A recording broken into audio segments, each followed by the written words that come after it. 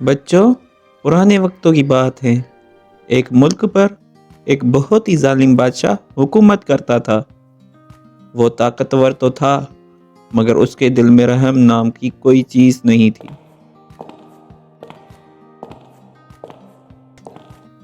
एक दिन बादशाह अपने महल की बालकनी में खड़ा था।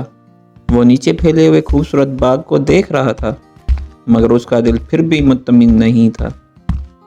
बादशाह बोलने लगा, ये बाग कितना खूबसूरत लग रहा है, पर एक चीज की कमी है।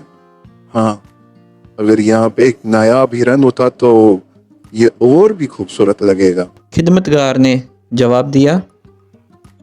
जी जी मेरे हुजूर, पर हिरन तो जंगल में होते हैं। आप चाहते हैं कि हम उनका शिकार करें तो सही है।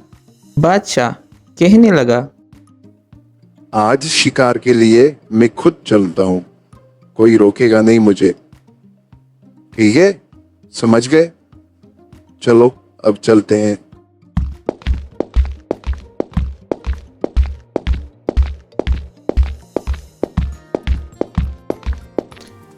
बादशाह घोड़े पर सवार होकर जंगल के लिए निकल पड़ा। बादशाह जैसे ही जंगल में दाखिल हुआ, हर तरफ हरे भरे पेड़ थे, परिंदे चहचहा रहे थे और हवा में ठंडक थी।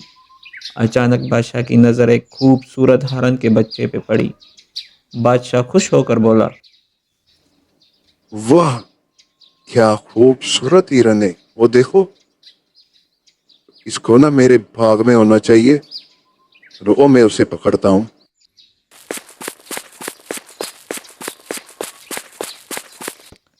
जैसे ही हरन के बच्चे ने बादशाह को देखा, वो डर के मारे तेजी से दौड़ने लगा। हरन का बच्चा दिल में, मुझे अपनी माँ के पास जाना है। ये बहुत खतरनाक है। ओ हिरन के बच्चे, रुक जा, तुम मेरे भाग के लिए है। कहाँ भागा जा रहा है?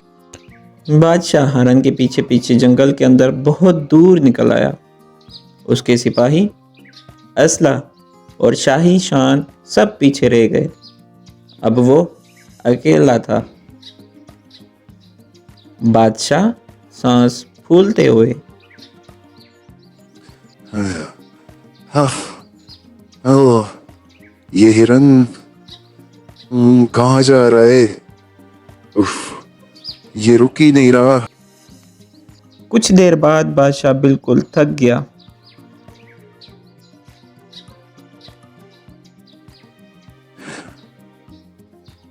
अगर मैं उसका पीछा छोड़ दूं और थोड़ा सब्र करूं तो शायद ये बेहतर ही होगा।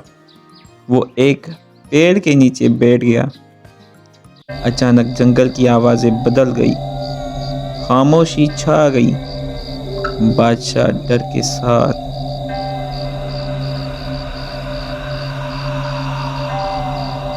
अगर मैं यहाँ अकेला मर गया तो ना सिपाही, ना वजीर और ना तख्त।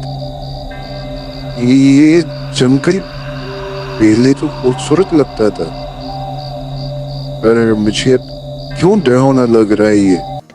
दूसरी तरफ हरन का बच्चा अपनी माँ के पास पहुंच चुका था। माँ, माँ अपने बच्चे से, मेरे मेरे बच्चे, क्या हुआ तुम्हें? ठीक तो हो मेरे बच्चे? माँ, एक इंसान मेरा पीछा कर रहा था। मैं बहुत डर गया था माँ। बेटा, दुनिया में हर ताकतवर अच्छा नहीं होता, लेकिन हर ताकतवर बुरा भी नहीं होता मेरे बच्चे। रात हो गई, बादल गरजने लगे, बारिश शुरू हो गई। बादशाह पेड़ के नीचे खड़ा कांप रहा था। बादशाह आंसुओं के साथ, मैंने अपने लोगों पर बहुत जुल्म किया है और साथ ही जानवरों को भी कैद किया। अगर इस जंगल से आज बच जाता हूँ तो सब कुछ बदल लूंगा मैं। ये पहली बार था कि बादशाह का दिल पिघला। नई सुबह, नया दिल।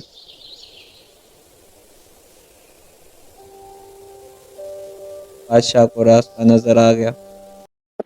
अरे अरे, ये तो वापसी का रास्ता है। ए मेरे अल्लाह, तेरा शुक्र अदा करता हूँ मैं।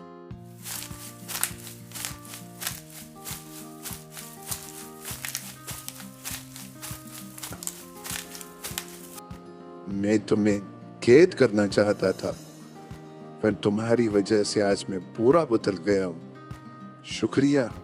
ये सुनकर हरन का बच्चा कुछ भी नहीं बोला, बस वापसी चल पड़ा अपने घर को।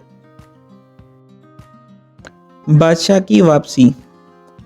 बादशाह महल वापस पहुंचा, मगर अब वो पहले जैसा नहीं था। महल में वजीर और खिदमतगार भी खड़े हुए थे। उन्होंने जिसे ही बादशाह को आते हुए देखा, तो वजीर ने बादशाह से कहा, जहां बना, आप कहाँ चले गए थे? हमने आपको पूरा जंगल ढूंढा, आप हमें मिल ही नहीं रहे थे।